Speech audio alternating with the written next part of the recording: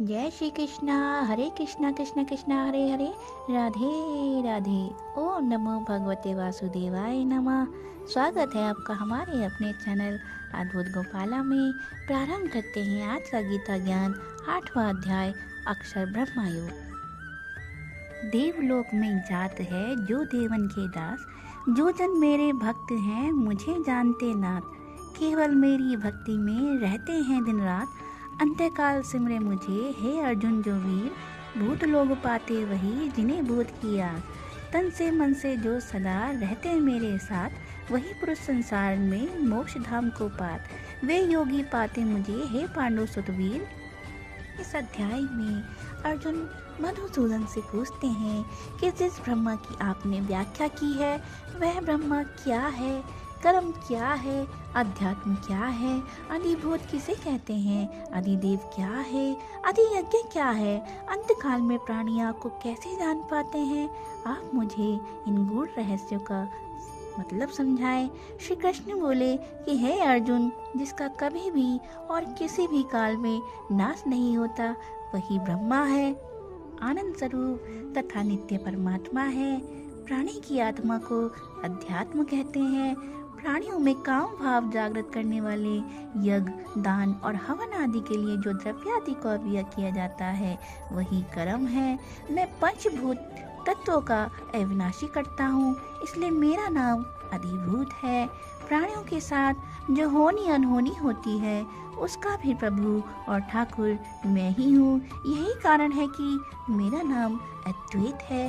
हे कौन्तेय, प्राणियों की देह में मैं ही अधियज्ञ रूप से जाना जाता हूँ। इस प्रकार जो प्राणी अंत समय में मेरा स्मरण करके देह त्यागता है वह मेरे दिव्य धाम को जाता है, इसमें संशय नहीं है। हे अर्जुन, जो प्राणी मरणावस्था में जिसका स्मरण करता है उसे अगले जन्म में उसी की प्राप्ति होती है।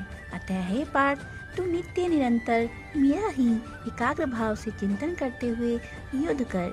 जो प्राणी मेरा नित्य स्मरण करता है, जो मुझे ही भजता है और मुझे सर्वव्यापक अनादि अंतर्यामी भास्कर समान तथा सच्चिदानंद रूप से जानकर मेरा ही चिंतन करता है, मेरी ही पूजा करता है, वही मोक्ष को प्राप्त होता है। हे पार्थ, जो प्राणी इंद्रियों को उनके विषयों से विमुख करके चित्त को हृदय में एकाग्र करके तथा निज सुखों को मस्तक में स्थिर करके योग साधना द्वारा प्रणवाक्षर को ध्वनित करता हुआ अपनी देह का परित्याग करता है, वह संसार के हर बंधन से मुक्त हो जाता है। हे अर्जुन, जो प्राणी नित्य निरंतर मेरा ही चिंतन करता है उसके लिए मैं सदैव सर्वत्र उपस्थित रहता हूँ।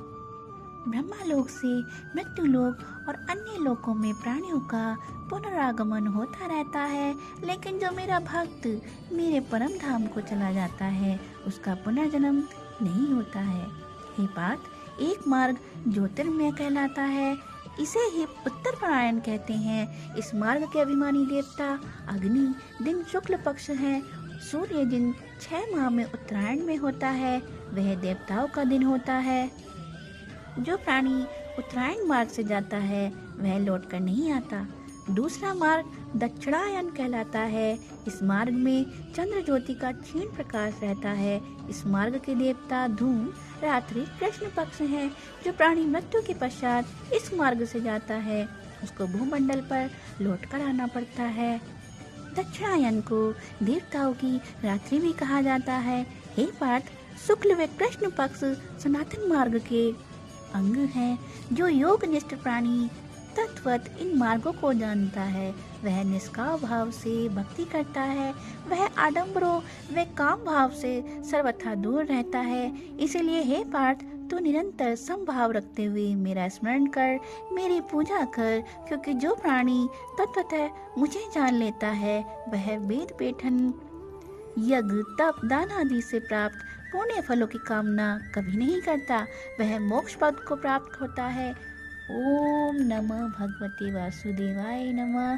जय श्री कृष्णा। हरे कृष्णा कृष्णा कृष्णा हरे हरे, राधे राधे।